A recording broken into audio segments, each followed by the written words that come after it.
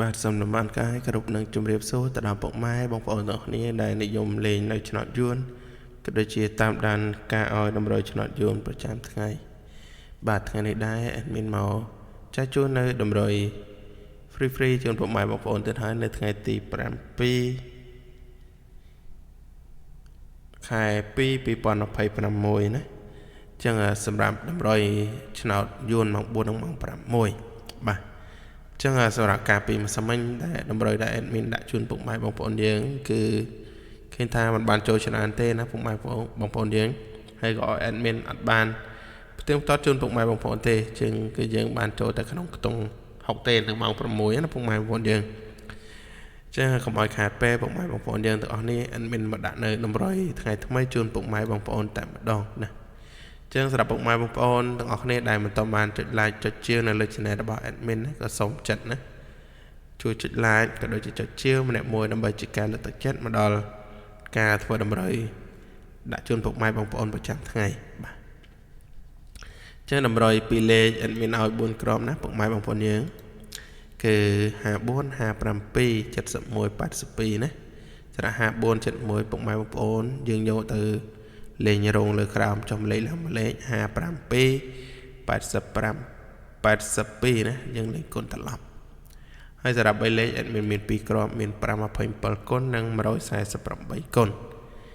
និងចុងក្រោយគឺខ្ទង់អស់ណា admin ឲ្យ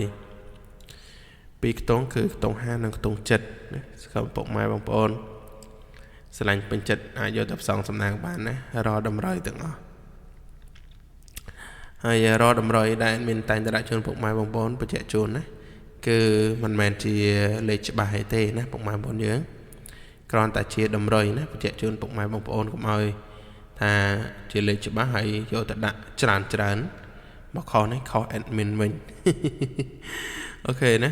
ចង់តែជាលេខតម្រុយចែកជូនពុកម៉ែបងប្អូនណាដោយ admin បានមើលនៅលទ្ធផលជាប្រចាំថ្ងៃណាអាចជាការតម្រុយជាការដាក់តម្រុយឲ្យពុកម៉ែបងប្អូនអាចយកទៅផ្សងសំណាងបាន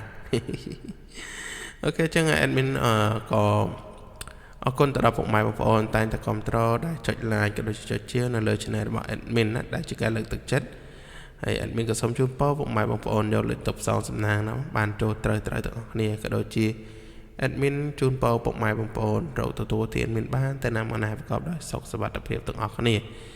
ហើយរាល់ការអធិប្បាយរបស់ admin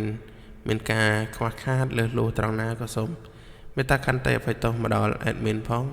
ដោយសារបើថ្ងៃនេះទៅដូចជាឈឺកណាខ្លាចពុកម៉ែបងប្អូនស្ដាប់អត់បានចឹង admin អរគុណពុកម៉ែបងប្អូនទាំងគ្នាដែលតែងតែទស្សនានៅលើ channel របស់ admin ណាចឹង admin ក៏សូមគោរពលាពុកម៉ែបងប្អូនតែប៉ុណ្ណេះយើងជួបគ្នានៅវីដេអូតម្រុយក្រោយៗទៀតបាទសូមអរគុណ